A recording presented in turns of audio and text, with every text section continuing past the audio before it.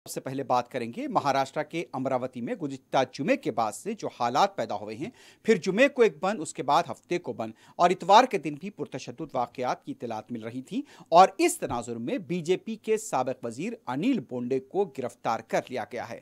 बताया गया है कि अनिल बोंडे के अलावा इस वाक़यात के सिलसिले में मज़ीद अफराद की गिरफ्तारियां अमल में लाई गई हैं।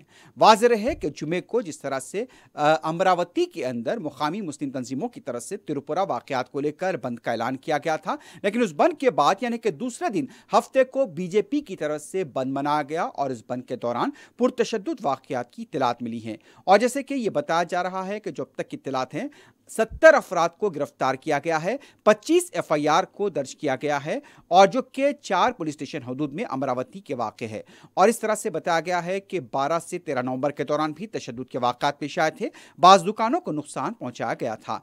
और साबिक़ वज़ीर ज़राअत बोंडे को गिरफ्तार कर लिया गया है और यह कहा गया है कि उन पर लोगों को मुश्तिल करने का इल्ज़ाम था। और जो इत्तलात मिल रही हैं कि बोंडे के अलावा और दूसरे अफराद के खिलाफ भी, जिनमें 13 अफराद बताए गए हैं, उनके खिलाफ भी कार्रवाई हो रही है। फिलहाल अमरावती की पुलिस की तरफ से साबिक़ वज़ीर अनिल बोंडे को गिरफ्तार कर लिया गया है और जो तशद्दुद के जो वाक़यात पेश आए थे, जो इत्तलात मिल रही हैं हफ्ते के दिन, फिर इतवार को भी कुछ वाक़यात की इत्तला मिली थी, उसके बाद से अमरावती में हालात काफ़ी कशीदा हैं और बाज़ मुक़ामात पर दफ़ा 144 भी नाफिज है।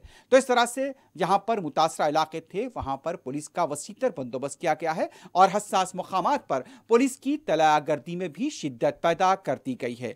दोनों फ़िरक़ों की तरफ से गिरफ्तारियां अमल में लाए जाने की इत्तलात मिली हैं।